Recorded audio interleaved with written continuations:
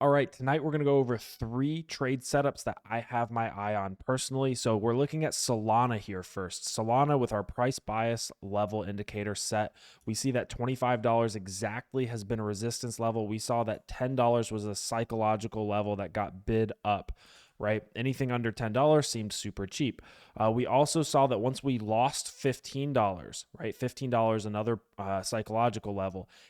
We couldn't get back up above it for the longest time, right? It took until we dropped below $10 for price to push back up above 15. We've yet to come back down and test 15 as support, right? So the first trade, and there's really 2 trade setups here that I'm looking at for Solana, would just be simply a long position off of $15 back up to our range high of 20, or I'm sorry, 25, right? So we'd be looking to buy at 15, take profits at 20, and take profits at 25, right? And then our other level, our other psychological level sitting here at $20. And that's where we're finding some support right now. This has historically been a key level of support in the past, right? So $20 may hold. You could also take this trade right now or at or around $20. Keep a nice tight stop loss below the recent low we made and look to target the top of the range, which would be around $25.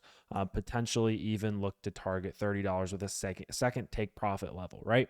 So those are your 2 support levels to look to bid for Solana. Very simple, big, even psychological levels. $20 if you're a little bit more aggressive here, target the top of the range, right? If we drop the 15, targeting $15, looking for a bounce back up to 20, potentially 25, and as a stretch target 30. So just some very, very basic big even levels because Solana has been respecting these even psychological levels really, really, really nicely. $10, 15, 20, 25, 30, just playing the ranges. Right now we're on 20 as support. We could look to trade that back up. Next up is Fantom. We want to do the opposite here because if we throw on our easy bands, we see how overextended Fantom has gotten.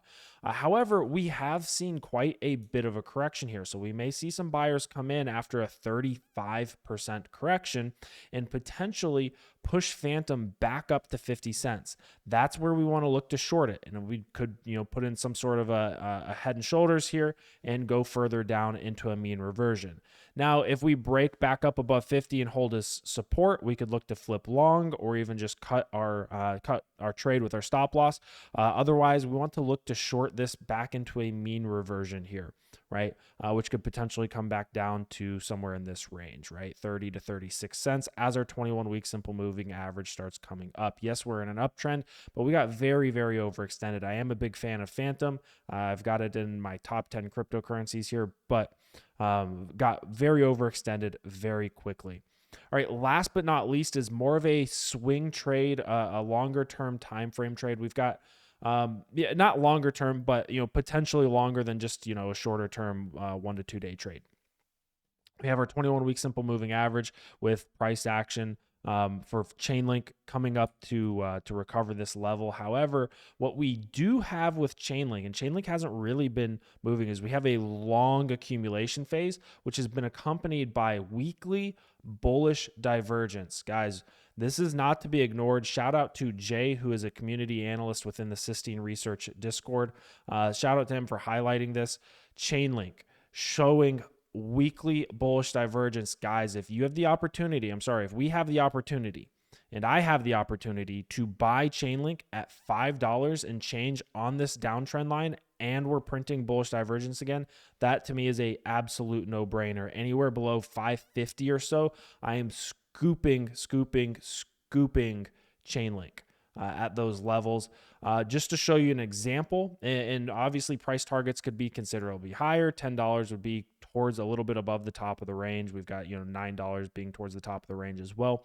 But we could see Chainlink go considerably higher. We see our easy bands right now all the way up at around $13 for Chainlink, and we've got potential to pick it up at $5 to $6. Now, I do want to show you an example of something that has recently printed that bullish weekly divergence, and that was the graph. And now I know the graph kind of had a little bit of a narrative behind it with the AI or whatever, but weekly bullish divergence, right? And then it runs 300%.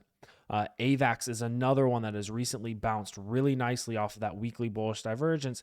And Chainlink has printed also that weekly bullish divergence, has not really ran super hard yet, and is potentially going to come back in a correction and give us an opportunity to buy yet again on weekly bullish divergence at around $5 to $6. So if we get $5 to $6, I am bidding Chainlink. Guys, I hope this video was helpful. If it was, please do like, comment, and subscribe. Check out Sistine.ai, link in the description below if you'd like to join our Discord group. It's very, very inexpensive. It's only $9 a month, and there's fantastic information within that group that can help you make better crypto decisions.